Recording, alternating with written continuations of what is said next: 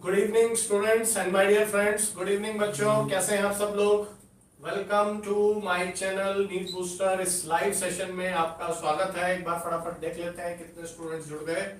बहुत सारे बच्चे जुड़ रहे हैं, जल्दी जल्दी से आ जाओ बेटा, शुरू करते हैं फिर।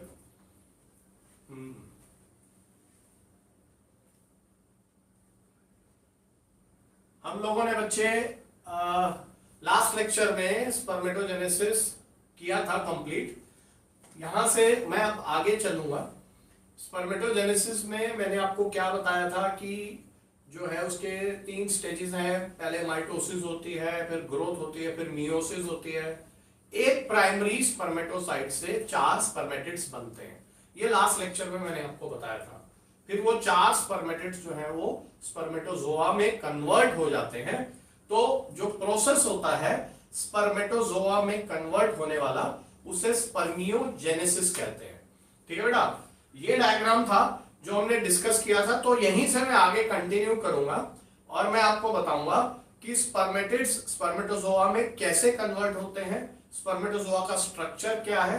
ये सारा बहुत इंपॉर्टेंट है। मेल रिप्रोडक्टिव सिस्टम हमारा खत्म हो चुका है। हम गैमेटोजेनेसिस को मेल रिप्रोडक्टिव सिस्टम के एक्सटेंशन की तरह से ही पढ़ रहे हैं। तो उसी की एक्सटेंशन की तरह से पढ़ रहे हैं। आज हमारा ये चैप्टर, मतलब ये मेल वाला पार्ट खत्म हो जाएगा, फिर हम फीमेल रिप्रोडक्टिव सिस्टम स्टार्ट करेंगे। तो लास्ट लेक्चर में बेटा, जिन लोगों ने लास्ट लेक्चर नहीं देखा है मेरा, प्लीज वो लास्ट लेक्चर देख लो, क्योंकि ये कंटिन्यूएशन में होता है। बहुत सारे स्टूडेंट्स 11th से 12th क्लास में आए होते हैं, तो वो अगर बाद में जुड़ रहे हैं तो आप कंटिन्यूएशन में देखोगे लेक्चर को। एक लेक्चर बीच में मिसिंग है, वो मैं काम कर रहा हूं उसके ऊपर, अपलोड हो जाएगा, वो डिलीट हो गया था। और जो पीछे वाला लेक्चर है वो बिल्कुल देख लेना, क्योंकि स्पर्मेटोजेनेसिस कैसे होता है, दिस इज वेरी इंपॉर्टेंट। मैंने काफी समय लगा के आपको बताया था, तो उसको देख के फिर उसके बाद, अगर जिसने नहीं देखा तो उसके बाद फिर हम स्पर्मेटोजोआ का स्ट्रक्चर पढ़ते हैं। क्योंकि स्पर्मेटोजोआ का स्ट्रक्चर जब हम जानेंगे ना बेटा, तो ही हम फिर आगे फर्टिलाइजेशन के बारे में जान सकेंगे, क्योंकि वो सारी इवेंट्स बहुत इंपॉर्टेंट है, इससे कनेक्ट हो जाता है। तो बच्चे लोग, हम लोग शुरू करते हैं, ठीक है। Good evening everybody, good evening प्यारे प्यारे बच्चों, very warm welcome to you again. देखो बेटा, सुनो, हमने बात जो करी थी, मैं आपको 1 सेकंड में, 2 मिनट में फटाफट मैं आपको दोहरा देता हूं कि क्या कहा था मैंने। इसको बताना थोड़ा सा जरूरी है बेटा, क्योंकि यहीं से हमारा फिर कंटिन्यूएशन चालू होगा। देखो, हमने बात करी थी, मैं स्पर्मेटोगोनियम पे नहीं जा रहा हूं, वो मैं बता चुका हूं पिछले लेक्चर में।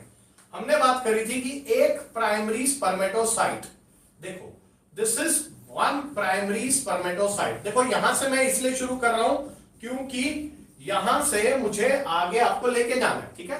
एक प्राइमरी स्पर्मेटोसाइट में पहले मियोसिस 1 हुई, ये मैंने पिछले लेक्चर में बताया था आपको।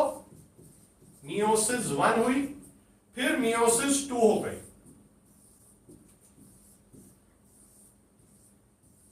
जब मियोसिस 2 हुई मेरे बेटा, ये मियोसिस 2 है, तो यहां पर 4 स्पर्मेटिड्स बन गए थे। आपको मैंने बार बार बताया है कि एक प्राइमरी स्पर्मेटोसाइट से 4 स्पर्मेटिड्स बनते हैं। एक प्राइमरी स्पर्मेटोसाइट से 4 स्पर्मेटिड्स बनते हैं, और ये रहे 4 स्पर्मेटिड्स जो हैप्लॉइड होते हैं। ये मैं पिछले लेक्चर में एक्सप्लेन कर चुका हूं बहुत डिटेल में जाके। अब जो स्पर्मेटिड्स हैं वो ये 4 स्पर्मेटोजोआ, मतलब एक एक स्पर्मेटोजोआ में कन्वर्ट होता है। तो जब स्पर्मेटिड स्पर्मेटोजोआ में कन्वर्ट होता है, तो मैंने आपको बताया था उस प्रोसेस का नाम स्पर्मियोजेनेसिस होता है। उस प्रोसेस का नाम स्पर्मियोजेनेसिस है। तो बेटा आज हम पढ़ेंगे कि क्या क्या चेंजेस होते हैं इसमें, कैसे होता है। तो देखो, याद रखेंगे, स्पर्मेटोजोआ और स्पर्मेटिड दोनों हैप्लॉइड होते हैं। यानी कि अगर ह्यूमन बॉडी की बात करें तो 23 क्रोमोसोम है। देखिए,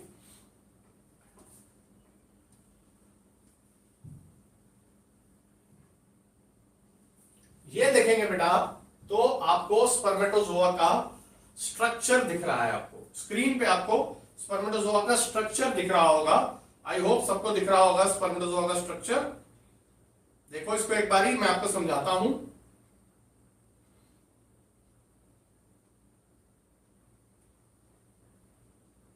ठीक है, तो बेटा देखो, अब हमें पढ़ना क्या है, ध्यान दो बिल्कुल।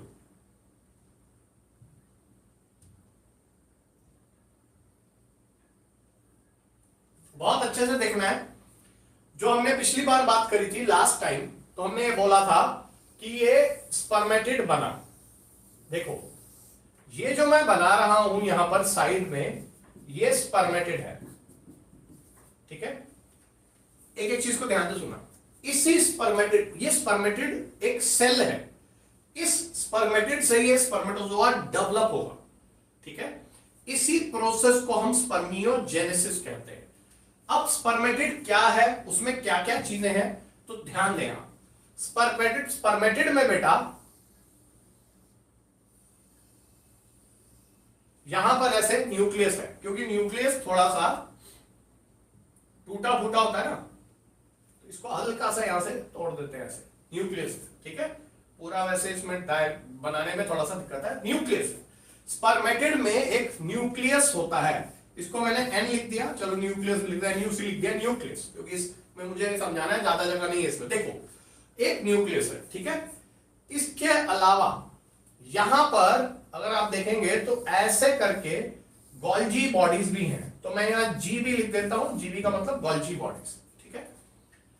उसके अलावा यहां पर सेंट्रियोल्स भी हैं, तो ये मेरे बेटा सेंट्रियोल्स हो गए।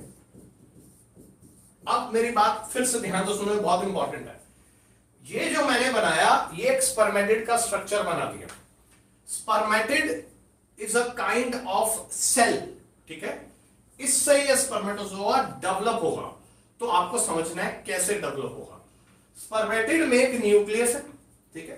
स्पर्मेटिड में गोल्जी बॉडी है, स्पर्मेटिड में सेंट्रियोल्स हैं, और भी ऑर्गेनल्स हैं, उन ऑर्गेनल्स के बारे में भी हमें नहीं सोचना, ठीक है। अब आप ये देखो, इसमें जो गोल्जी बॉडी है, जीबी, जीबी का मतलब गोल्जी बॉडी, गोल्जी बॉडी सबको मालूम होता है, ठीक है। ये गोल्जी बॉडी बेटा बिल्कुल टॉप पे चले गए और एक्रोसोम बना दिए इन्होंने। देखो ये गोल्जी बॉडी बिल्कुल टॉप पे चले गए और इन्होंने एक्रोसोम बना दिया। तो हमेशा याद रखो कि एक्रोसोम कहां से आया, it is a modified Golgi body. ये समझना बहुत जरूरी है ना, सब लोग रट लेते हैं ऐसे कि ऐसे आया, कैसे हुआ, कैसे हुआ, सब रट्टा मार लेते हैं। ये जो गोल्जी बॉडी है स्पर्मेटिड का, वो ऊपर चला गया और उससे एक्रोसोम बन गया। तो मेरे बच्चे, जब ये एक्रोसोम बनता है तो यही एक्रोसोम, इसमें कुछ केमिकल्स आते हैं, बाद में हम पढ़ेंगे, जिन्हें स्पर्म लाइसेंस कहते हैं। यहां पर स्पर्म लाइसेंस, वो जो स्पर्म लाइसेंस होते हैं वो ओवम की लेयर्स को ब्रेक करते हैं फर्टिलाइजेशन की तरफ, जब फर्टिलाइजेशन होने वाली होती है। फिर से समझें, ये जो मैंने बताया स्पर्मेटिड, इसमें गोल्जी बॉडी है, वो गोल्जी बॉडी टॉप पे चला गया और टॉप पे जाने के बाद उसे एक्रोसोम कह दिया। Acrosome is a modified Golgi body, ये याद रखना है। अब ये क्वेश्चन रिप्रोडक्शन में भी इंपॉर्टेंट है और ये क्वेश्चन सेल बायोलॉजी में भी इंपॉर्टेंट है, क्योंकि जब हम गोल्जी बॉडी के फंक्शंस पढ़ते हैं तो वहां पर हम पढ़ते हैं कि acrosome is a modified Golgi body, Golgi body से ही एक्रोसोम बना है। अब ये एक्रोसोम जो गोल्जी बॉडी से बना है, बाद में स्पर्म लाइसेंस कुछ एंजाइम्स होते हैं जो ओवम में बहुत सारी लेयर्स होती हैं, उनको पेनेट्रेट करने का काम करते हैं। तो ये याद रखना है बेटा। ये देखो न्यूक्लियस, एनयूसी जो लिखा मैंने न्यूक्लियस है, ठीक है। थोड़ा इसमें जगह कम है इसलिए मैं शॉर्ट में लिख रहा हूं।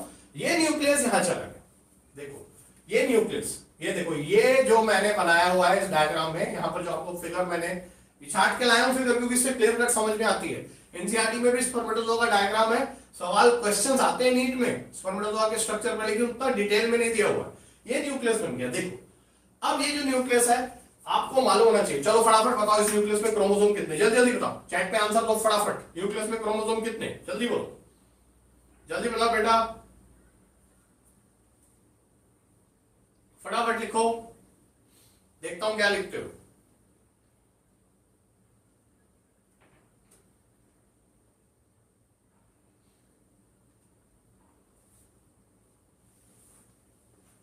Very good Anshu 23, Mithilesh Kumar 23, 23, very good बेटा। न्यूक्लियस में 23 क्रोमोसोम होते हैं, क्यों?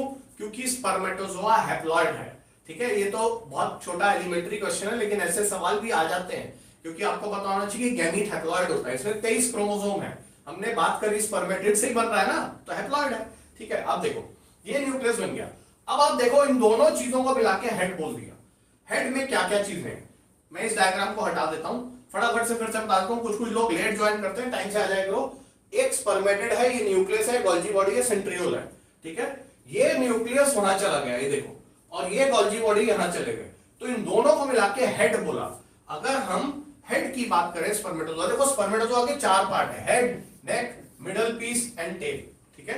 मैं इस डायग्राम को साफ करता हूं, देखो ध्यान से, जो लेट हो गए वो दोबारा से देख लेना, अपलोड हो जाएगा। देखो 4 पार्ट है, head, neck, middle piece and tail, ऐसे ही याद रखना है, क्योंकि बार बार नीट में क्वेश्चन आता है कि हेड में क्या है, मिडल पीस में क्या है, आपने देखा होगा प्रीवियस ईयर के क्वेश्चंस, तो आपको पता चलेगा।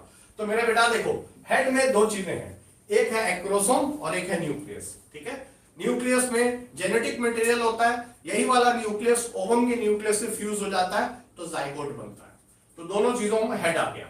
अभी थोड़ी देर पहले मैंने बताया था स्पर्मेटिड्स में सेंट्रियोल है, तो मेरे बेटा सेंट्रियोल 2 हैं, देखो एक प्रॉक्सिमल सेंट्रियोल और एक डिस्टल सेंट्रियोल, ये दोनों नेक रीजन में है। देखो एक क्वेश्चन में कंफ्यूजन हो जाता है, इसको मिडल पीस में मत डाल देना। एक बार ऐसा क्वेश्चन आया था जहां पर बहुत सारे स्टूडेंट्स को कंफ्यूजन हो गई थी, नेक में सेंट्रियोल है, मिडल पीस में सेंट्रियोल नहीं होते, मिडल पीस में नहीं डालना है, याद रखना, ठीक है। सेंट्रियोल 2 है, प्रॉक्सिमल और डिस्टल। अब मैं आपको थोड़ा सा डिटेल में बताता हूं प्रॉक्सिमल क्यों बोला गया। प्रॉक्सिमल इसलिए बोला गया बेटा क्योंकि पहले आ रहा है, जैसे हमारा प्रॉक्सिमल एंड है, ये हमारा डिस्टल है। प्रॉक्सिमल और डिस्टल जो है वो एरियाज के हिसाब से है, प्रॉक्सिमल जो पहले आया, डिस्टल जो बाद में आया। अब सवाल यह है कि ये सेंट्रियोल क्यों है, सेंट्रियोल का क्या काम है, क्या स्पर्मेटोजोआ में 3 सेंट्रियोल होते हैं या 2 सेंट्रियोल होते हैं। अगर ऐसा सवाल आ जाए तो 2 ही सेंट्रियोल होते हैं।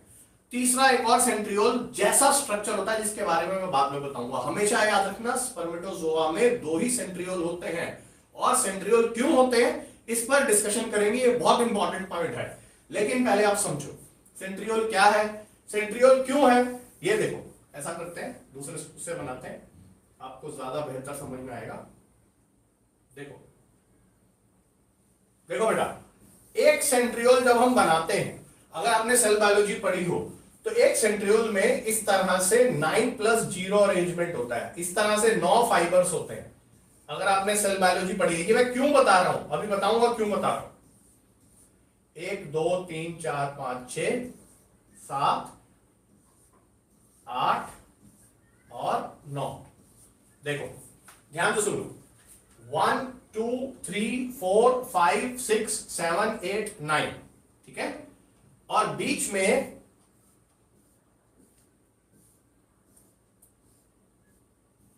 एक रॉड होती है जिसका नाम होता है हब, HUB हब। तो बेटा मेरे ऐसे अरेंजमेंट को 9+0 अरेंजमेंट कहते हैं, डिस्कस करना बहुत इंपॉर्टेंट है। आप देखो 9+0 अरेंजमेंट क्यों कहा, क्योंकि आप देखो, अब मैं आपको दिखाता हूं, ध्यान से सुनते रहना। यहां पर है 1 2 3 4 5 6 7 8 9। बाहर की साइड पर 9 फाइबर्स हैं, हर फाइबर में 3 सब फाइबर। ये देखो 1 2 3 1 2 3।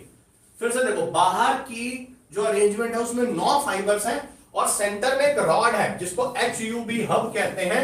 यहां कोई फाइबर नहीं है, इसीलिए ऐसे अरेंजमेंट को 9+0 अरेंजमेंट कहा जाता है। सारे के सारे सेंट्रियोल्स में 9+0 अरेंजमेंट होता है। सेंट्रियोल तभी कहते हैं जब ऐसा अरेंजमेंट होता है। ये जो अरेंजमेंट है सेंट्रियोल को कार्ट व्हील जैसा स्ट्रक्चर देता है, यानी कि रिक्शे के पहिए के जैसा। ध्यान से सुनो मैं जो कह रहा हूं।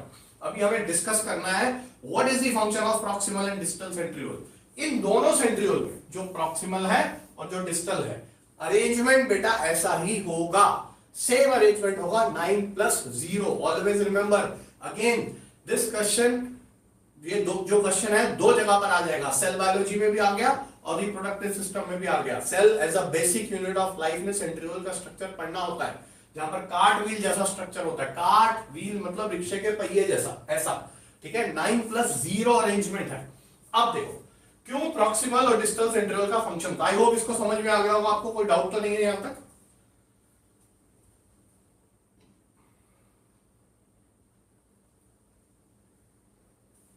सबने लिखा है 23 क्रोमोसोम, बहुत सही है बेटा। देखो फिर से देख लो कि मैं क्या कह रहा हूं। 9+0 अरेंजमेंट है सेंट्रियोल में। 9 कैसे आ गया आपके सामने, 1 2 3 4 5 6 7 8 9, और सेंटर में 0 है, ठीक है। आगे चले, चलो देखो मेरे बच्चे, सेंट्रियोल्स हमेशा याद रखो, थोड़ा सा मैं सेल बायोलॉजी में जा रहा हूं। सेंट्रियोल्स हमेशा याद रखना एनिमल सेल्स में होते हैं, हायर प्लांट्स में सेंट्रियोल नहीं होते। प्लांट्स में ऑलमोस्ट सेंट्रियोल नहीं होते, ठीक है, और हायर प्लांट्स में तो नहीं होते, कोई एक आध लोअर प्लांट में एक्सेप्शन हो तो हम उसको नहीं गिनते। सेंट्रियोल्स जो है वो एनिमल सेल का ही फीचर है। थोड़ी देर पहले मैंने आपको स्पर्मेटिड दिखाया था, तो उसमें मैंने सेंट्रियोल बताया। उस सेंट्रियोल के दो पार्ट हो गए, प्रॉक्सिमल और डिस्टल। अब सुनिए, हर सेंट्रियोल में ऐसा अरेंजमेंट है, ठीक है। चले आगे, ठीक है। अब ध्यान से सुनो, देखो बेटा, जब भी मान लो ये ओवम है, आगे हम डिटेल में पढ़ेंगे, ये हाइपोथेटिकली मैं समझा रहा हूं आपको, ये ओवम है। अब यहां पर स्पर्मेटोजोआ इसको फर्टिलाइज कर रहा है, ठीक है। तो जब स्पर्मेटोजोआ ओवम को फर्टिलाइज करता है तो जाइगोट बनता है।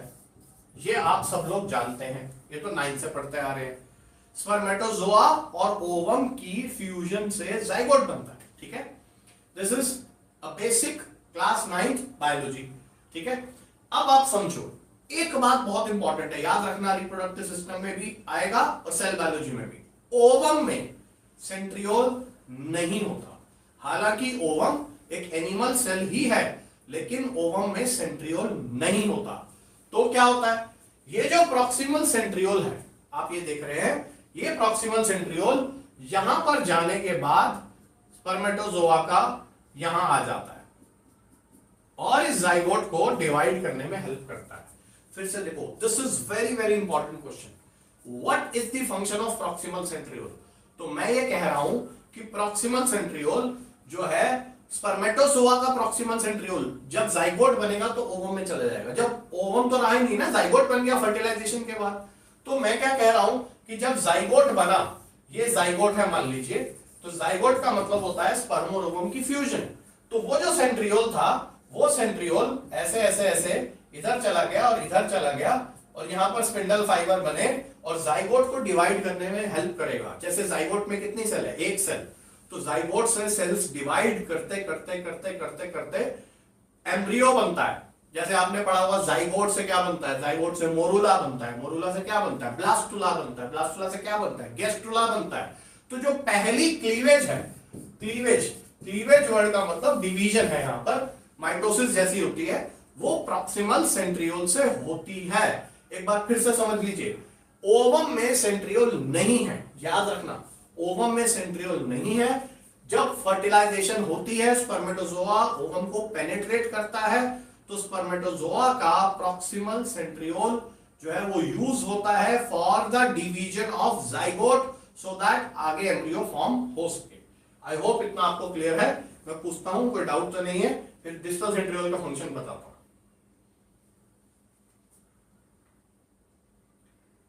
टू टाइप ऑफ सेंट्रियोल्स, बिल्कुल सही बात है।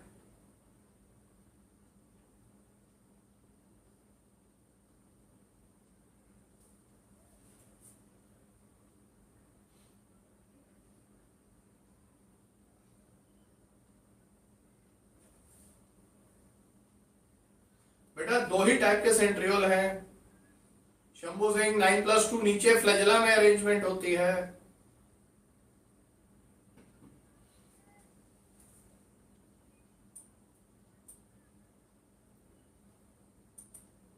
ठीक है, अविनाश कुमार, राहुल कुमार, नो डाउट,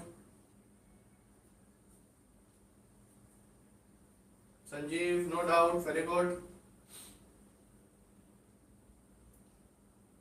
आगे चले, चलो बेटा। तो ये मैंने आपको बताया, डिस्टल सेंट्रियोल बता रहा हूं बेटा। सौरभ 2 मिनट रुक जाओ, डिस्टल सेंट्रियोल पे ही आ रहा हूं, दोनों का अलग अलग फंक्शन है। अंशु, प्रॉक्सिमल सेंट्रियोल के बारे में मैंने बताया, अब डिस्टल सेंट्रियोल के बारे में बता रहा हूं, ठीक है। सुनो, ध्यान से सुनो, एक बार फिर से डिस्कस कर रहा हूं। प्रॉक्सिमल सेंट्रियोल जल्दी जल्दी बता देता हूं। Proximal centriole division of zygote में हेल्प कर रहा है, पहली क्लीवेज, याद रखना, फर्स्ट डिवीजन। अब जो डिस्टल सेंट्रियोल है, अब देखो, ध्यान देना मैं जो कह रहा हूं,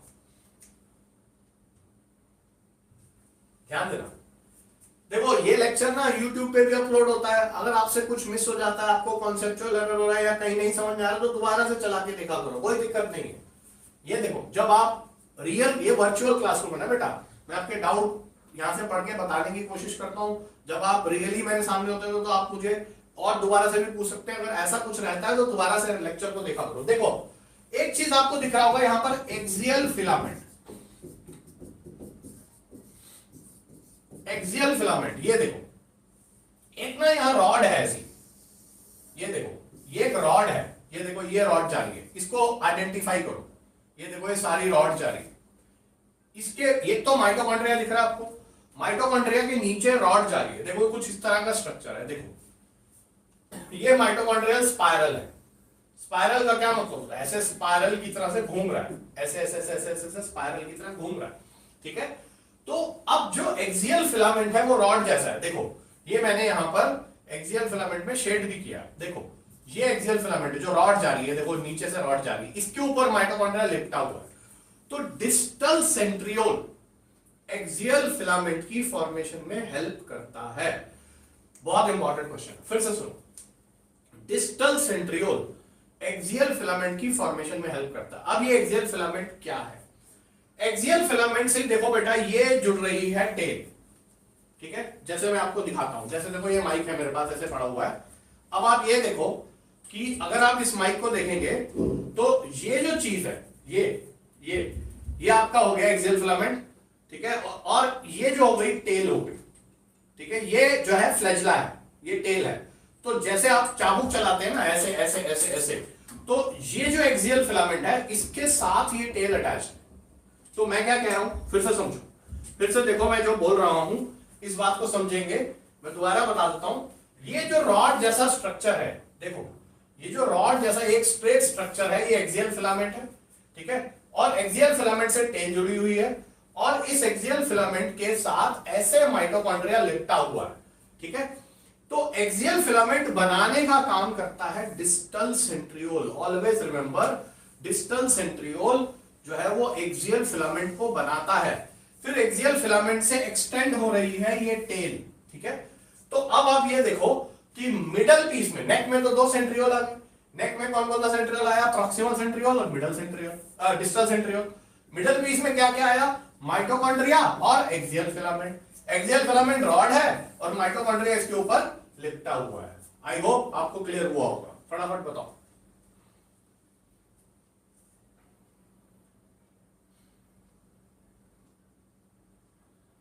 कृष राज, प्रॉक्सिमल सेंट्रियोल है बेटा, सेंट्रोसोम नहीं है।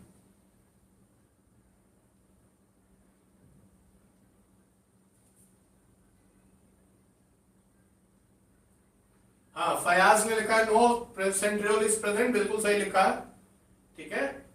अंशु समझ आ गया, वेरी गुड। राघव बिल्कुल, Rahul Kumar no doubt, very good. एक बार मैं फिर से फटाफट आपको बता देता हूं ताकि हम सेंट्रियोल पे चले। Very good very good. Jyoti Kumari very good, Nitish Kumar Prajapati very good, ठीक है, वेरी गुड बेटा। फटाफट दोहरा लेते हैं, 2 मिनट में मैं बता दूंगा आपको, फटाफट देख लो। याद रखना क्वेश्चन कैसे कैसे आएंगे, पूछेंगे कि नेक में क्या है, तो नेक में 2 सेंट्रियोल, प्रॉक्सिमल और डिस्टल। प्रॉक्सिमल सेंट्रियोल का काम जाइगोट का डिवीजन, डिस्टल सेंट्रियोल का काम एक्सियल फिलामेंट की फॉर्मेशन। एक्सियल फिलामेंट एक रॉड है, उसके ऊपर माइटोकॉन्ड्रिया लिपटा हुआ है। माइटोकॉन्ड्रिया के बारे में बात करेंगे बेटा।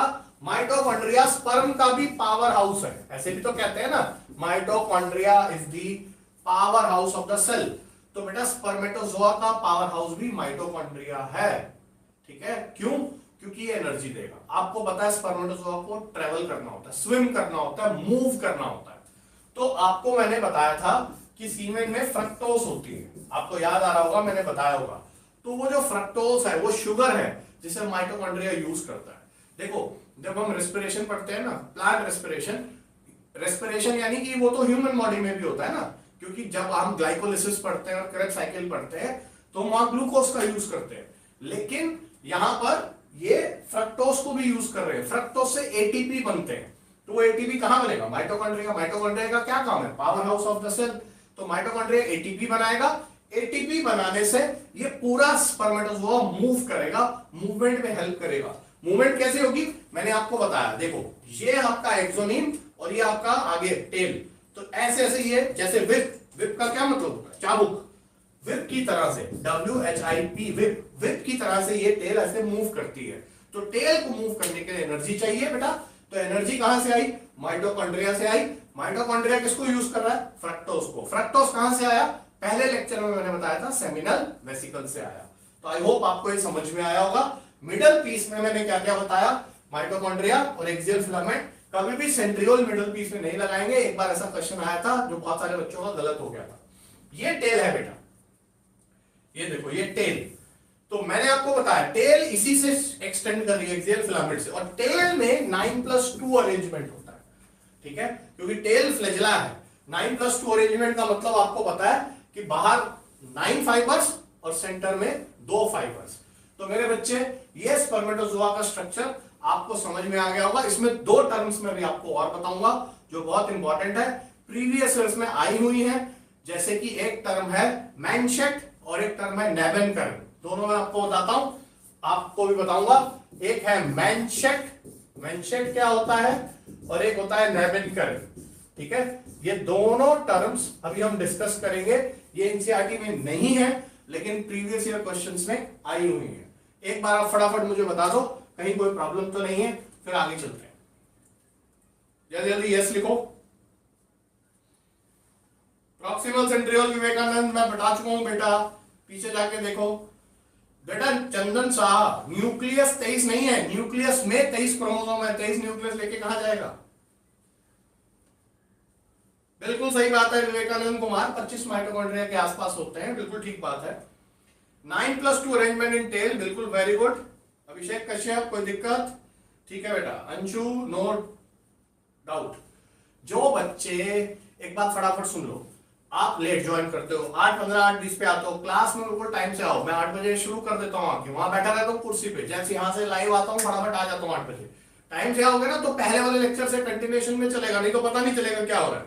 चलो ठीक है, अब सुनो बेटा, हमें एक वर्ड याद करना है, मेनशेट। अब ये थोड़े एडवांस टर्म है। मेनशेट क्या है और नेबेनकर्न क्या है? पहले तो मेनशेट के बारे में पढ़ते हैं। नेबेनकर्न तो ड्रोसोफिला में पाया जाता है। देखो बेटा, पीछे जब आप क्वेश्चंस करते हो, आप जो लोग अभी 2 ही तरह के मेरे को स्टूडेंट्स देख रहे होंगे, 12th वाले और जो रिपीटर्स है, जो मतलब अभी टारगेट में जिसको बोलते हैं, जो ड्रॉप करके तैयारी करते हैं।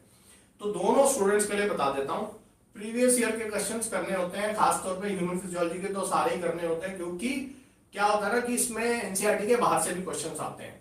जैसे मेनशेट और नेबेनकर्न पहले पूछा जा चुका, अभी ये टर्म्स एनसीईआरटी में नहीं है, तो मैं बताता हूं आपको। देखो मेनशेट क्या है, आप ये देखो, न्यूक्लियस, ठीक है, न्यूक्लियस और ये सेंट्रियोल और मिडल पीस। देखो ध्यान से सुनना, मैं जो बता रहा हूं इसे ध्यान से समझेंगे। मैं एक ब्लू कलर से एक शीट बनाऊंगा, ध्यान से सुनेंगे। इसको थोड़ा और रफ कर देते हैं। देखिए, देखो बेटा, posterior portion of the nucleus, यहां से सेंट्रियोल को कवर करते हुए मिडल पीस तक,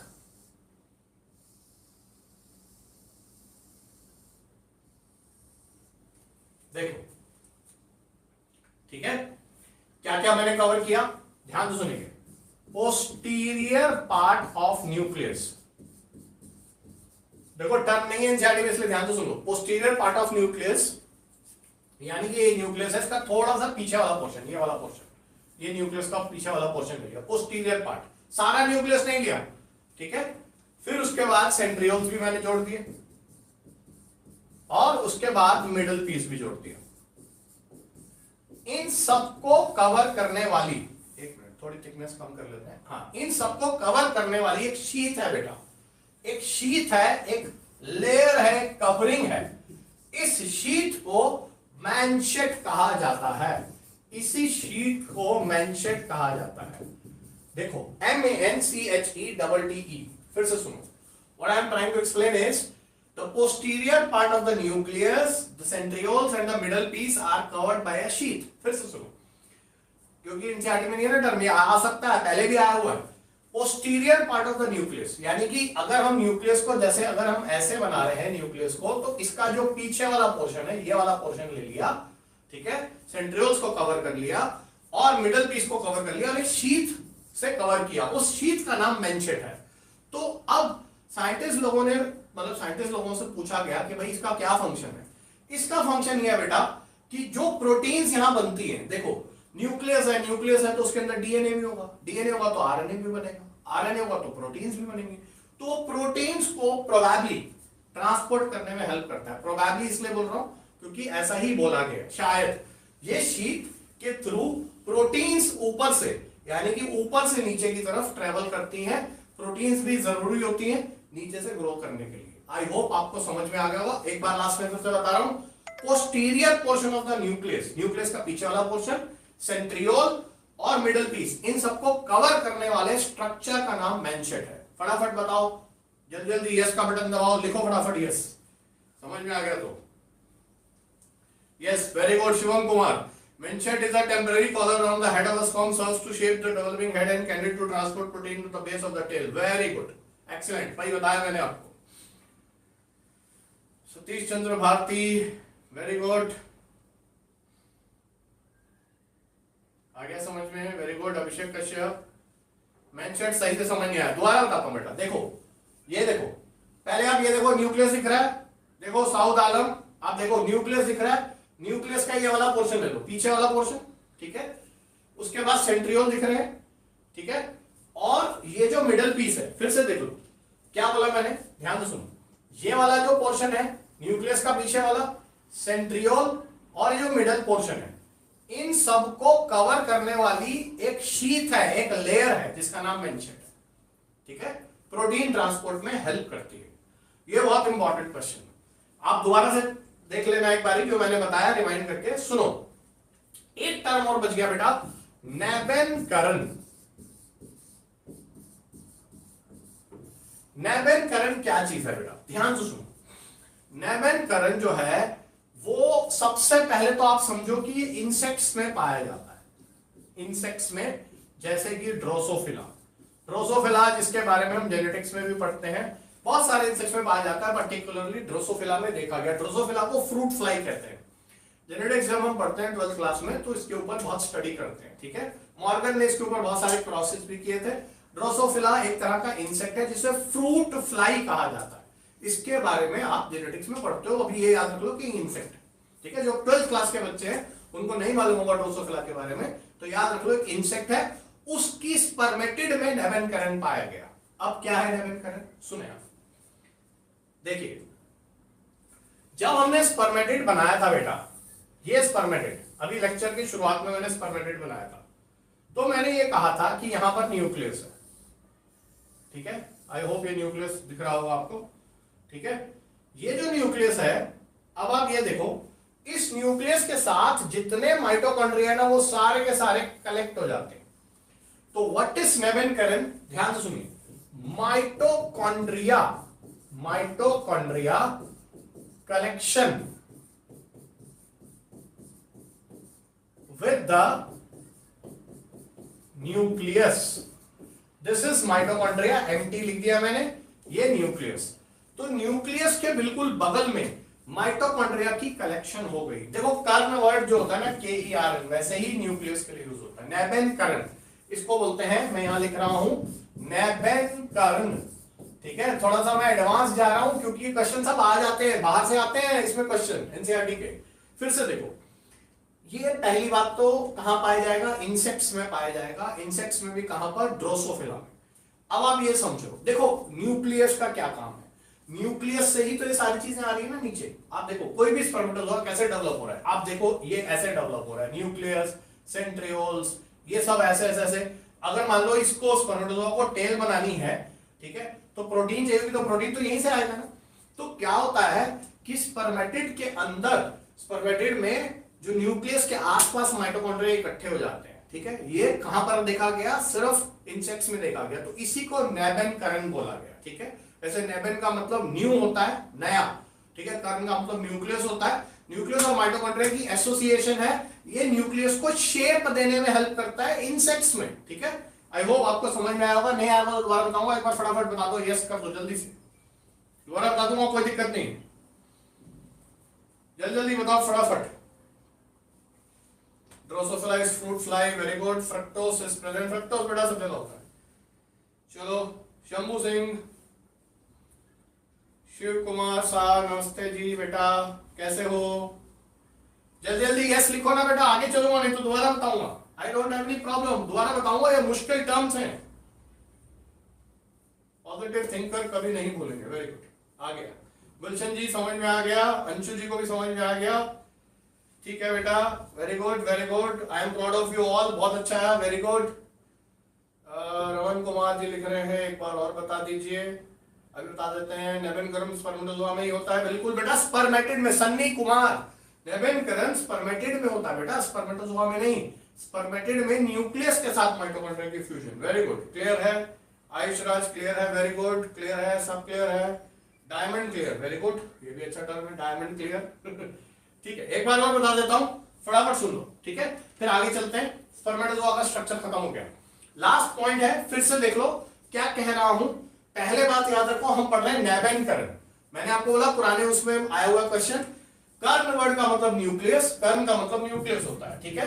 तो मैं ये कह रहा हूं कि इंसेक्ट्स के न्यूक्लियस में, this is found only in insects, insects के न्यूक्लियस में जो न्यूक्लियस होता है उसके साथ माइटोकॉन्ड्रिया जुड़ जाते हैं, माइटोकॉन्ड्रिया का एसोसिएशन हो जाता है। जुड़ जाते हैं मतलब माइटोकॉन्ड्रिया का एक स्ट्रक्चर न्यूक्लियस के बगल में जुड़ जाता है, तो उसे नेबेनकरन कहा। ये न्यूक्लियस को शेप देने में हेल्प करेगा, इंसेक्ट में पाया जाएगा, न्यूक्लियस को शेप देने में हेल्प करेगा, सिर्फ इंसेक्ट्स में। नेबेनकरन टर्म ड्रोसोफिला के लिए यूज किया गया पर्टिकुलरली, ठीक है। चलो, ये सारा मैंने आपको बता दिया। तो याद रखो, स्पर्मेटोजोआ एक मोटाइल स्ट्रक्चर है। तो अब आपको समझ में आ गया होगा कि स्पर्मेटिड से स्पर्मेटोजोआ क्यों बना। जो लोग बेटा बाद में जुड़े हैं वो मैंने आपको बता दिया, स्पर्मेटिड से स्पर्मेटोजोआ बना। इसी प्रोसेस को स्पर्मियोजेनेसिस भी कहते हैं। अब ये स्पर्मेटोजोआ का स्ट्रक्चर बिल्कुल क्लियर है। अगर आपको डाउट है तो एक बार फिर से इसको वीडियो को चला के देखना, फिर इसके बाद एनसीईआरटी से पढ़ना। मैं बार बार कह रहा हूं, चैप्टर से एनसीईआरटी के बाहर से सवाल आते हैं। चलो बेटा वापस चलते हैं, हमको हार्मोनल कंट्रोल ऑफ स्पर्मेटोजेनेसिस पढ़ना है। हार्मोनल कंट्रोल ये अभी तक हमने नहीं पढ़ा, तो अब मैं हार्मोनल कंट्रोल ऑफ स्पर्मेटोजेनेसिस पे जाता हूं। ये टॉपिक हमारा छूट गया, बाकी सारा काम मेल वाला खत्म हो गया, ठीक है। अच्छा, एक मैं आपसे सवाल पूछना चाहता हूं बच्चे। मैं ये चाहता हूं ना, जैसे देखो अभी तो मैं रिप्रोडक्टिव सिस्टम पढ़ा ही रहा हूं, ये तो चल रहा है, ये बहुत लंबा चैप्टर है और इसको मैं बड़ी तेजी से नहीं चला सकता क्योंकि डिटेल में पढ़ा रहा हूं उसको। अगर आप लोगों को लगता है कि जैसे हम एनसीईआरटी वाली सीरीज चला रहे थे, तो आप पहले तो सारे स्टूडेंट्स को इकट्ठा कर लो, जितने भी रिपीटर स्टूडेंट्स हैं, और 12th वाले भी देखो। मैं एनसीईआरटी में ना क्या चाहता हूं, जैसे मैंने ह्यूमन फिजियोलॉजी के बारे में आपको बताया था, ठीक है, लेकिन उस समय पढ़ाया नहीं था। अब तो मैं लाइव आपके सामने रोज ही आऊंगा। तो अगर हम इसको 3 दिन रिप्रोडक्शन पढ़ाए और 3 दिन एनसीईआरटी में, जैसे मैं ह्यूमन फिजियोलॉजी के चैप्टर्स को एनसीईआरटी से फटाफट रिवाइज करवा दूं। देखो डिटेल में जाने के लिए ना बहुत टाइम लगता है। मेरे एक चैप्टर का पूरी चैप्टर रामायण है, बहुत समय लगता है मेरे को, और मैं हर चीज की डेप्थ में जाता हूं। लेकिन क्या है ना, फास्ट ट्रैक पे मैं एनसीईआरटी को रिवाइज करा सकता हूं। उस एनसीईआरटी को रिवाइज कराने से, जैसे ह्यूमन फिजियोलॉजी में digestive system, respiratory system, circulatory system, मैं एनसीईआरटी से रिवाइज कराऊंगा तो दोनों तरह के स्टूडेंट को फायदा होगा। देखो अभी 10th से जो 11th वाले बच्चे हैं वो तो बहुत कम होंगे, तो जो 11th से 12th में गए हैं वो भी पढ़ चुके हैं ह्यूमन फिजियोलॉजी, और जो टारगेट वाले बच्चे हैं, रिपीटर्स हैं, वो भी पढ़ चुके हैं। तो आई होप इसमें आपको फायदा हो। फटाफट यस लिख देना, तो मैं आगे बताऊंगा। देखो आखिरी में लिख देना, भी पढ़ लो पहले। 1 घंटे की क्लास होती है, 1 घंटे से ज्यादा सपोर्ट नहीं होता, वाईफाई डाउन हो जाती है। ध्यान से सुनो क्या कह रहा हूं, हार्मोनल कंट्रोल। बेटा ध्यान से सुनेंगे, लास्ट में बात कर लेंगे उसके ऊपर। देखो एक चीज समझो, आप पहले आप समझ लो। अच्छा एक काम करते हैं, बेहतर है कि मैं आपको ऐसे बताता हूं, बना के बताता हूं, क्योंकि उस डायग्राम से आपको समझ में नहीं आएगा, ज्यादा बेहतर है। देखो बेटा ध्यान देना, मैं जो कह रहा हूं, ये हमारा ब्रेन का एक पार्ट है, हाइपोथैलेमस, ठीक है। हम हार्मोनल कंट्रोल पढ़ रहे हैं स्पर्मेटोजेनेसिस का। इसे मैं शुरू करूंगा और जहां तक देखते हैं, कोशिश करते हैं खत्म करने की, नहीं तो अगली क्लास तक ले जाऊंगा। ये देखो, ये पिट्यूटरी ग्लैंड, सबको पता है मास्टर ग्लैंड पिट्यूटरी होती है और हाइपोथैलेमस उसका भी मास्टर है, ठीक है। ये पिट्यूटरी ग्लैंड है, ध्यान देना बेटा। ये इसका एंटीरियर लोब है और ये हाइपोथैलेमस है, ठीक है। हाइपोथैलेमस से, ध्यान से सुना, हाइपोथैलेमस से एक हार्मोन प्रोड्यूस होता है GnRH। इसका फुल फॉर्म क्या है बेटा? गोनाडोट्रोपिन रिलीजिंग हार्मोन, थोड़ा ऊपर जाके लिखा मैंने, आई होप क्लियर दिख रहा होगा। क्लियर दिख रहा है? बिल्कुल दिख रहा है, हाँ उधर से मैं अपने कंप्यूटर में देख रहा हूं, दिख रहा है। Gonadotropin releasing hormone. देखो बेटा, पहले आप समझो, बिल्कुल बेसिक से शुरू करते हैं, बहुत इंपॉर्टेंट है हार्मोनल कंट्रोल, क्योंकि ना ये केमिकल कोऑर्डिनेशन से भी जुड़ जाएगा। गोनाड्स का मतलब होता है रिप्रोडक्टिव ऑर्गन्स, ठीक है? तो गोनाड्स रिप्रोडक्टिव ऑर्गन्स है, जैसे टेस्टिस मेल्स में और ओवरीज फीमेल्स में गोनाड्स है। अब गोनाड्स को स्टिमुलेट करने वाले जो हार्मोन्स हैं, ध्यान से सुनना, थोड़ा मैं रबड़ इसलिए यूज कर रहा हूं, मुझे बहुत सारी बातें लिखनी है यहां पर, ठीक है? देखो, गोनाड्स को स्टिमुलेट करने वाले जो हार्मोन है, जो गोनाड्स को एक्टिवेट करते हैं, उन्हें गोनाडोट्रोपिन्स कहा जाता है। गोनाडोट्रोपिन्स, ध्यान से सुनिए, गोनाडोट्रोपिन्स एंटीरियर पिट्यूटरी से प्रोड्यूस होते हैं और इनको कंट्रोल करने वाले हो गए गोनाडोट्रोपिन रिलीजिंग हार्मोन। तो हाईएस्ट सेंटर तो हमारा हाइपोथैलेमस है। फिर से सुनो, ध्यान से सुनो मैं जो कह रहा हूं, इतनी धीरे धीरे चलेंगे इसमें। गोनाडोट्रोपिन रिलीजिंग हार्मोन, पहले तो अपने दिमाग में, अपने जहन में एक बात बिठा दो बेटा, माइंड में फिक्स कर लो, जितने रिलीजिंग हार्मोन्स हैं सब के सब हाइपोथैलेमस से आते हैं।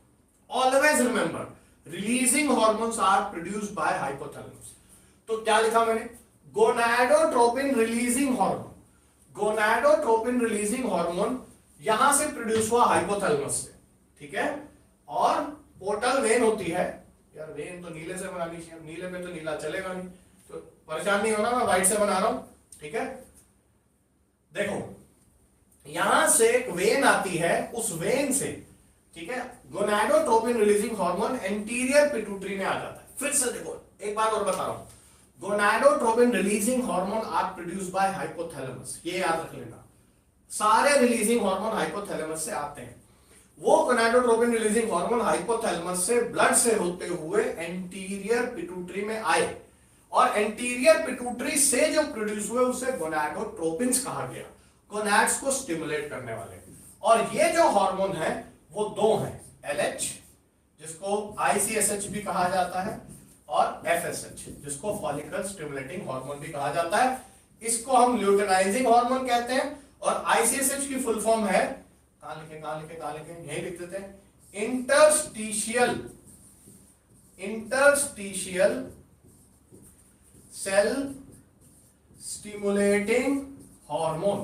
अभी मैं एक एक चीज बताऊंगा, बिल्कुल घबराना नहीं है, ठीक है? क्योंकि वैसे तो आपने केमिकल कोऑर्डिनेशन पढ़ रखा होता है, नहीं भी पढ़ रखा होता तो भी हो जाएगा, समय लगेगा, कोई दिक्कत नहीं है। दोबारा सुनो, बोला मैंने क्या? हाइपोथैलेमस से प्रोड्यूस हुआ gonadotropin releasing hormone, all releasing hormones are produced by hypothalamus. वो बेटा वेन से होते हुए एंटीरियर पिट्यूटरी में आए, उन्हीं गोनाडोट्रोपिन रिलीजिंग हार्मोन ने एंटीरियर पिट्यूटरी को एक्टिवेट किया, और एंटीरियर पिट्यूटरी ने निकाले, एंटीरियर पिट्यूटरी ने सीक्रेट किए और प्रोड्यूस किए गोनाडोट्रोपिन्स। अब गोनाडोट्रोपिन्स कौन कौन से हैं? FSH जिसके बारे में आप जानते हैं, फॉलिकल स्टिमुलेटिंग हार्मोन, और दूसरा LH यानी कि ल्यूटेनाइजिंग हार्मोन, जिसका कभी कभी नाम ICSH भी दिया रहता है, एक ही बात है, वैसे फीमेल्स में भी ल्यूटेनाइजिंग हार्मोन यूज करते हैं। इंटरस्टिशियल सेल स्टिमुलेटिंग हार्मोन, अब ये क्या काम करते हैं यही हमको पढ़ना है। आई होप इतना क्लियर हो गया होगा। एक बार यस लिखो, नहीं तो दोबारा बताऊंगा, फटाफट देखो, फटाफट लिखो, उस पर कमेंट बॉक्स में लिखो, जरा जल्दी जल्दी लिखा करो।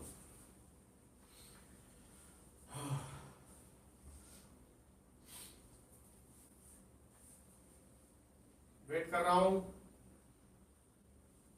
केमिकल कोऑर्डिनेशन तो भी नहीं पढ़ा है तो भी कोई दिक्कत नहीं है बेटा, समझ में आ जाएगा। जो भी बता रहा हूं उस पर ध्यान दो। पिट्यूटरी ग्लैंड को सर्जिकल रिमूव कर दिए तो क्या होगा? सर्जिकल रिमूव कर देंगे तो उसे हाइपोफाइसेक्टमी कहा जाता है, और उससे क्या हो जाएगा बेटा? रिप्रोडक्टिव कैरेक्टर सारे खराब हो जाएंगे, गड़बड़ हो जाएंगे। अच्छा, मैं दोबारा एक बार बता देता हूं फटाफट, ठीक है? वैसे मैक्सिमम बच्चों को समझ में आ गया, बहुत सारे बच्चे लिखते जा रहे हैं, very good very good very good very good. Tanuj Kumar Upadhyay last में लिखा है आपने 8:46 पर, उसके बाद और भी आ गया। सौरभ कुमार, आपका क्या डाउट है बेटा? पता नहीं चलता है, आप एक काम करो, मुझे टेलीग्राम पे लिख देना, मैं बता दूंगा, ठीक है? अब इसको चलने दो, चलो वेरी गुड, ठीक है, आगे चलते हैं। देखो क्या कह रहा हूं बेटा, फिर से देख लो, फटाफट देख लो, जल्दी जल्दी, ठीक है, मैं तो रिपीट करके रिवाइंड करके देख लेना। हाइपोथैलेमस से हार्मोन प्रोड्यूस हो रहा है, गोनाडोट्रोपिन रिलीजिंग हार्मोन। याद रखो, this is not for this topic, हमेशा याद रखो कि रिलीजिंग हार्मोन्स जो है वो हाइपोथैलेमस से प्रोड्यूस होते हैं। वो हार्मोन ब्लड से यहां गया एंटीरियर पिट्यूटरी में, और एंटीरियर पिट्यूटरी ने बनाया गोनाडोट्रोपिन।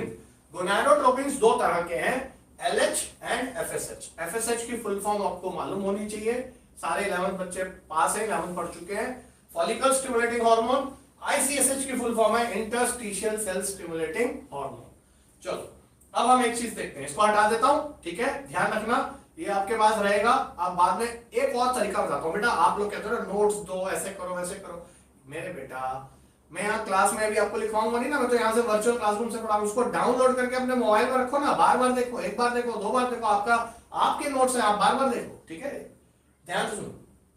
अब सुनो क्या कर रहे हैं हम, बात ICSH की बात करते हैं। एक सेकेंड, थोड़ा सा इसको ठीक कर लेते हैं, वहां से दिखता अच्छा है। चलो ICSH, अभी मैंने बोला ICSH का क्या फुल फॉर्म है, इंटरस्टिशियल सेल स्टिमुलेटिंग हार्मोन। देखो बेटा, टेस्टिस में लेडिक सेल्स होती हैं, लेडिक सेल्स, उनको राउंड सेल्स भी कहा जाता है, या फिर इंटरस्टिशियल सेल्स भी कहा जाता है। आप 2 मिनट वेट करके सुनना मेरी बात, आपको बहुत अच्छे से समझ में आएगा क्यों ICSH बोला गया। छोटी छोटी बातें, बहुत छोटी छोटी बातें होती हैं, उसमें ही गलतियां करते हैं, ठीक है, ध्यान सुने। आपको मैंने ये बताया था ये टेस्टिस है, पूरा स्ट्रक्चर मैं बता चुका हूं।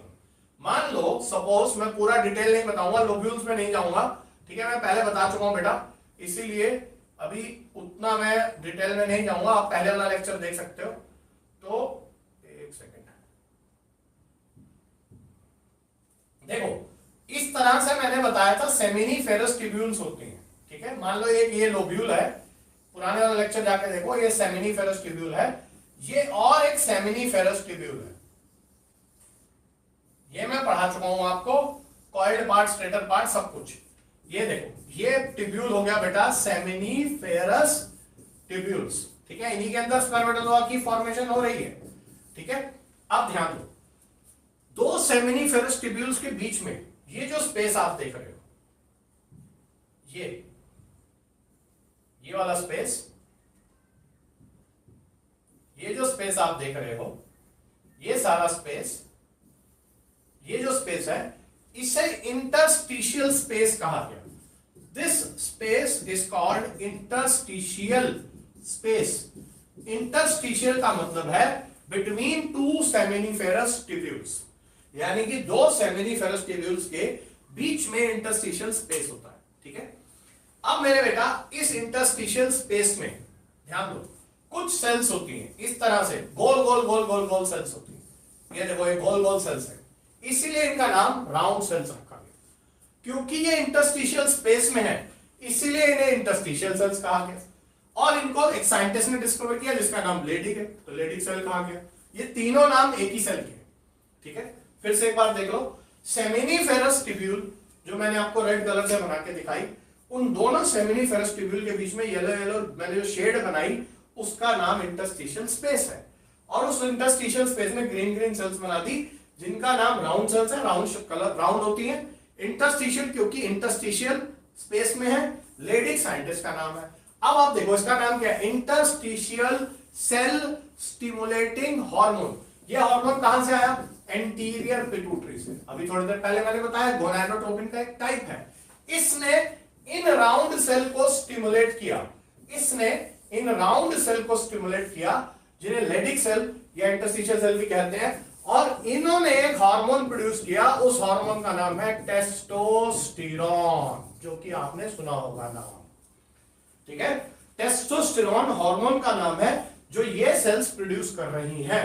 I hope it is clear. फटाफट यस का बटन दबाओ तो आगे चले, जल्दी जल्दी बताओ।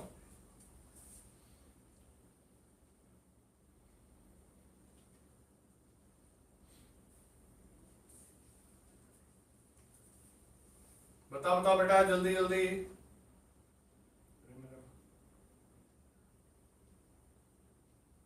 मैं एक बार कंप्यूटर में देख लेता हूं, मेरा लाइव चैट बंद हो गया।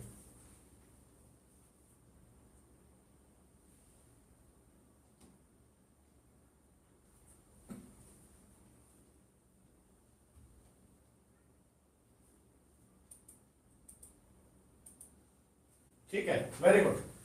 ठीक है बेटा, मैं क्या कह रहा हूं फटाफट ध्यान से सुनो, दोबारा बता रहा हूं एक बारी में फटाफट, फिर मैं आपको बताता हूं स्पर्मेटोजेनेसिस में इसका क्या रोल है। आप ये देखो मैं क्या कह रहा हूं, यहां पर मैंने बताया एंटीरियर पिट्यूटरी से एक हार्मोन आया जिसका नाम है आईसीएसएच, इंटरस्टिशियल सेल स्टिमुलेटिंग हार्मोन। ठीक है, वो मैंने नाम लिखा। क्यों नाम इंटरस्टिशियल सेल, इसी को ल्यूटिनाइजिंग हार्मोन भी कहते हैं, इसी को एलएच भी कह देते हैं। ठीक है, मेल्स में एलएच कह देते हैं, एलएच या आईसीएसएच एक ही बात है। ठीक है, यहां पर मेल्स में, वैसे ल्यूटिनाइजिंग हार्मोन फीमेल्स में भी होता है, वो फीमेल रिप्रोडक्टिव सिस्टम में पढ़ेंगे। तो आईसीएसएच ने स्टिमुलेट किया लेडिक सेल्स, राउंड सेल्स और इंटरस्टिशियल सेल्स को, और इन सेल से, ये जो राउंड सेल्स मैंने बनाई है, इन सेल से एक हार्मोन निकला टेस्टोस्टेरोन। इतनी बात समझ में आ गई? चलो हटाता हूं इसको, आई होप आपको क्लियर होगा। ठीक है, इंटरस्टिशियल इसलिए कहते हैं दो सेमिनिफरस ट्यूब्यूल के बीच में। तो बेटा देखो टेस्टोस्टेरोन, एक मिनट, टेस्टोस्टेरोन जो हार्मोन है बेटा, वो जर्मिनल एपिथेलियम पर फंक्शन करेगा। जर्मिनल एपिथेलियम पर, याद रखो सेमिनिफेरस ट्यूब्यूल में जर्मिनल एपिथेलियम है जो कि क्यूबॉइडल एपिथेलियम है, मैंने आपको बताया था पिछले लेक्चर में, जाके देखो। जर्मिनल एपिथेलियम से फिर सारा का सारा स्पर्मेटोजेनेसिस होगा, वो प्रोसेस मैं आपको बता चुका हूं। स्पर्मेटोजेनेसिस यानी कि पहले स्पर्मेटोगोनियम बनेगा, फिर प्राइमरी स्पर्मेटोसाइट बनेगी, उस प्राइमरी स्पर्मेटोसाइट में मियोसिस होगी, स्पर्मेटिड्स बनेगी, और उसके बाद स्पर्मेटिड्स बनने के बाद स्पर्मेटोजोआ बनेगी। ठीक है, तो बेसिकली ये जो टेस्टोस्टेरोन था जो लेडिक सेल से आया, उसने जर्मिनल एपिथेलियम को एक्टिव कर दिया, उसकी डिवीजन में हेल्प करी, और फिर स्पर्मेटोजेनेसिस हुआ। यानी कि आईसीएसएच का, एलएच का डायरेक्ट रोल स्पर्मेटोजेनेसिस पे नहीं है, इनडायरेक्ट रोल है, समझ रहे हो? डायरेक्ट रोल नहीं है। क्यों? क्योंकि एलएच या आईसीएसएच किसको स्टिमुलेट कर रहा है? स्टिमुलेट कर रहा है राउंड सेल्स को। राउंड सेल्स क्या कर रही है? राउंड सेल्स बना रही है टेस्टोस्टेरोन, और टेस्टोस्टेरोन क्या कर रहा है? स्पर्मेटोजेनेसिस कर रहा है। तो इसका डायरेक्ट रोल थोड़ा हुआ, डायरेक्ट रोल तो टेस्टोस्टेरोन का है, इनडायरेक्ट रोल है। देखो अभी मैं आपको बताऊंगा एफएसएच और इसके अंदर डिफरेंस, मेरे ख्याल से इतनी बात समझ में आ गई होगी। फिर से देखो, टेस्टोस्टेरोन जर्मिनल एपिथेलियम को स्टिमुलेट करता है, और जर्मिनल एपिथेलियम जो है वो डिवाइड करके पहले माइटोसिस करती है, फिर मियोसिस करती है, स्पर्मेटोजोआ बनाती है। फटाफट फटाफट दबाओ यस का बटन, समय खत्म होने वाला है बेटा, जल्दी करो फटाफट।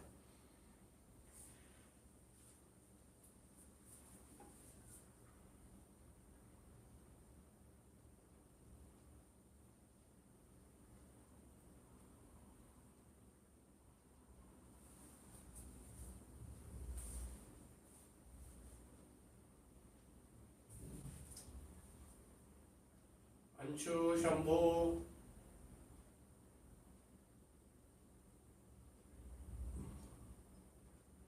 बेटा ट्यूनिका एल्बुजिनिया जो होता है ना Sajan Kumar, tunica albuginea connective tissue है, इसके साथ और स्पेस है।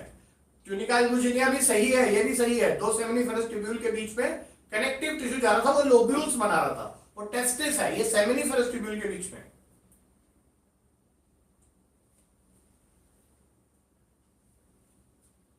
चलो बेटा, तो अब जो है देखो बेटा, शंभवी नारायण फिर से बता देता हूं, मैंने क्या कहा कि टेस्टोस्टेरोन हार्मोन जो है लेडिक सेल से प्रोड्यूस हुआ।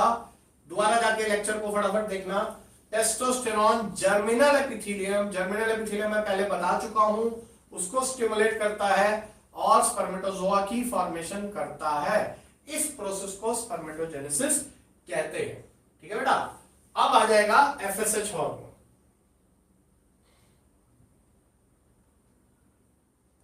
देखो एफएसएच फुल फॉर्म क्या है एफएसएच की?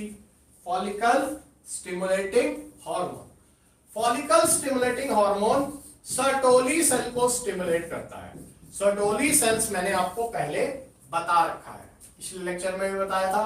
सर्टोली सेल्स, और सर्टोली सेल्स क्या प्रोड्यूस करते हैं? नरिशमेंट प्रोड्यूस करते हैं, स्पर्मेटोजोआ को न्यूट्रिशन प्रोवाइड करते हैं। एफएसएच यानी कि follicle stimulating hormone Sertoli cells को स्टिमुलेट करेगा और नरिशमेंट प्रोवाइड करेगा। मेरे बच्चे, इतनी बात आपको पढ़ के रखनी है। अभी इस लेक्चर को मैं खत्म कर रहा हूं। क्यों खत्म कर रहा हूं? क्योंकि मुझे इनहिबिन का रोल बताना है। अभी तक मैंने इनहिबिन का रोल नहीं बताया और मैंने फीडबैक्स नहीं बताए, लेकिन यहां तक पहले आप पढ़ के रखेंगे तो मैं आपको बता पाऊंगा, उसमें भी समय लगेगा। ठीक है, अब जो है अभी इस लेक्चर को खत्म करता हूं। फिर से आप देख लीजिए, एफएसएच सर्टोली सेल को स्टिमुलेट करेगा, सर्टोली सेल नरिशमेंट करेंगे। इनहिबिन क्या है, इनहिबिन कैसे इनहिबिट करेगा, क्या फंक्शन है, फीडबैक्स कैसे काम करेंगे, ये मैं आपको समझाऊंगा। बार बार कह रहा हूं, इसमें एक दो बच्चे जिनको केमिकल कोऑर्डिनेशन नहीं पढ़ा हुआ, दोबारा से रिवाइज करो और इस लेक्चर को फिर से रिवाइज करके देखो।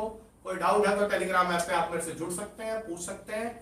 इसको मैं कंटिन्यू करूंगा बेटा आगे कल भी, और फिर मुझे आप बताएंगे कि एनसीईआरटी वाला जो मैं रिवीजन, क्विक रिवीजन है, उसे स्टार्ट किया जाए या कंटिन्यू किया जाए, नहीं किया जाए। मैं चाहता हूं कि मैं ह्यूमन फिजियोलॉजी के जो मैंने 7 चैप्टर थे उसको मैं फटाफट एक एक दिन में एक एक चैप्टर रिवाइज कराता हूं। आई होप इससे 11 से जो 12 में स्टूडेंट उनका भी रिवीजन होगा और टारगेट वाले स्टूडेंट्स का भी रिवीजन होगा।